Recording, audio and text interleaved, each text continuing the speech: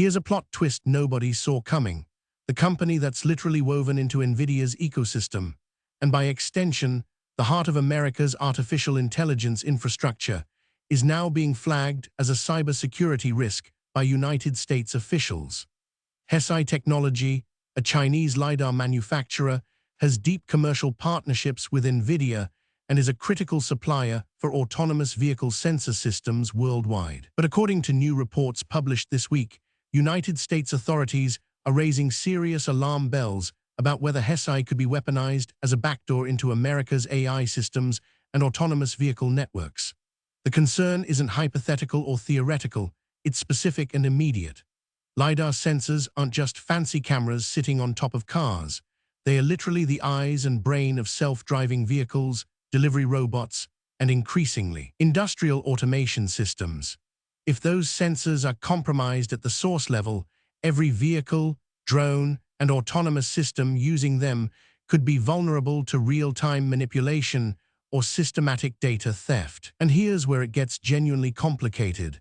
Nvidia's supply chain is so deeply intertwined with Chinese semiconductor manufacturing that cutting out Hesai entirely might actually cripple significant parts of the autonomous vehicle industry in the United States. So we are facing a classic security paradox, a vendor that's simultaneously essential and risky. So what exactly is Hesai, and why should you care about a company most people have never heard of? Hesai Technology is one of the world's largest independent Lidar manufacturers, and their products are genuinely everywhere in the autonomous vehicle industry. They make Lidar that's light detection and ranging, which works exactly like sonar, but uses laser light instead of sound waves.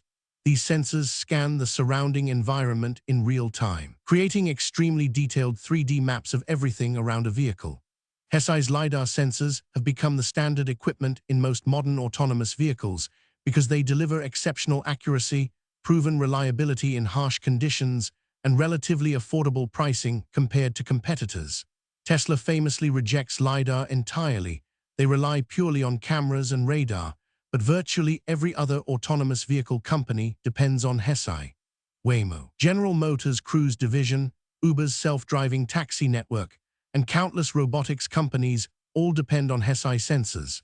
The company was founded in 2014 in Shanghai and has since grown into a multi-billion-dollar enterprise with offices in San Jose, Munich, and Tokyo. Now here's the critical connection. Hesai has deep technical partnerships with Nvidia, directly integrating their sensors with Nvidia's self-driving software platforms. This bundling gives Hesai incredible market access, but it also creates a major problem. So what are the actual accusations? According to multiple United States intelligence officials, the primary concern is that Hesai, being a Chinese company, could be forced by the Chinese government to inject surveillance or sabotage capabilities directly into their sensors. This isn't abstract paranoia. There's actual historical precedent. The Indian government discovered that Chinese-made drones were transmitting sensitive border security data back to servers in China in real time. The Canadian government found that Chinese-made cell towers were storing and transmitting private communications. And it's not just drones and towers. Backdoors can be incredibly subtle. A malicious code injection in Hesai's firmware, the software that runs directly on the sensor hardware, could allow remote access, unauthorized data manipulation, or even direct control of the vehicle's perception system. If a self-driving car's Lidar is compromised, it might misread obstacles, fail to detect pedestrians, or take stealth instructions from an attacker instead of following actual road conditions. For autonomous vehicles carrying expensive cargo or passengers, that's genuinely catastrophic. United States officials worry that in a potential conflict scenario, hostile actors could compromise thousands of vehicles simultaneously, turning them into coordinated hazards. But wait, there's something crucial nobody's emphasizing enough. Let's walk through exactly how this vulnerability could be exploited in practice. A Hesai sensor on a Waymo autonomous taxi receives firmware updates automatically over the air. That's normal and necessary. Manufacturers patch bugs and improve performance this way. But what if one of those updates contained hidden code? The sensor could operate normally for months, collecting detailed 3D maps of every street, every pedestrian crossing, every traffic pattern in a city. That data could be silently exfiltrated to a remote server. Or worse, the sensor could be instructed to systematically misinterpret specific scenarios. Imagine a self-driving vehicle in a traffic jam. Normally, it detects the car ahead as an obstacle and maintains a safe distance. But with a compromised sensor, it could be instructed to occasionally ignore that obstacle, just twice a week, randomly selected, in random locations. The resulting accidents would appear accidental. Investigators would blame the autonomous vehicle software. Nobody would trace it back to the sensor firmware, and that's just one scenario. Other possibilities: exfiltrating real-time location data on military and government vehicles using autonomous transport, or creating vulnerability windows during critical operations. The sophistication here is what makes it terrifying. It's not a crude attack. It's a persistent, scalable, deniable one. This is where the real story gets complicated. This situation echoes other tech supply chain crises, but with higher stakes.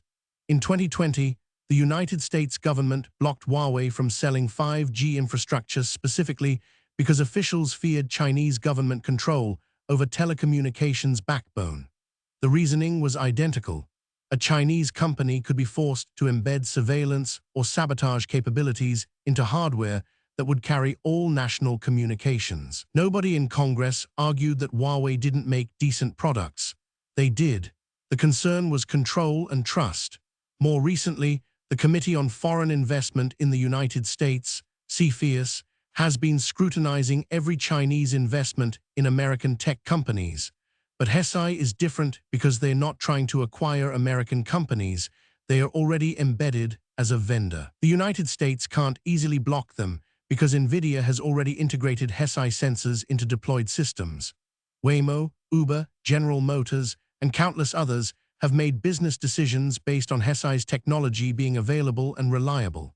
Suddenly banning Hesai creates a supply shock.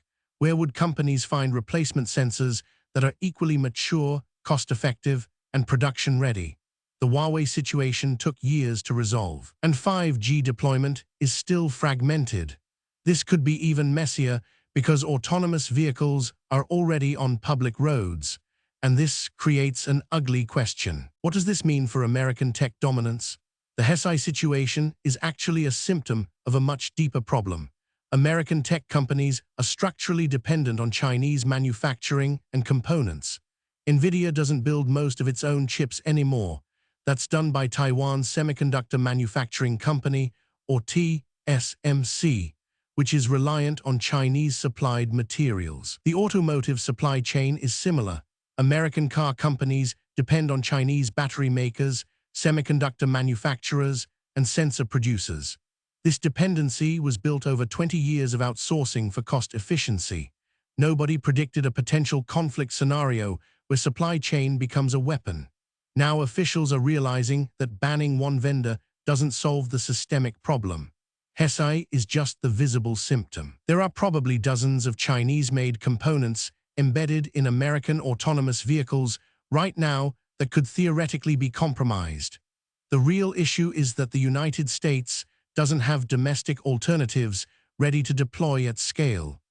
Building a replacement Lidar ecosystem would take years and billions of dollars. So regulators are now stuck between two terrible options: allow Hesai sensors to power American autonomous vehicles, accepting the security risk, or cripple an industry that's crucial for economic competitiveness.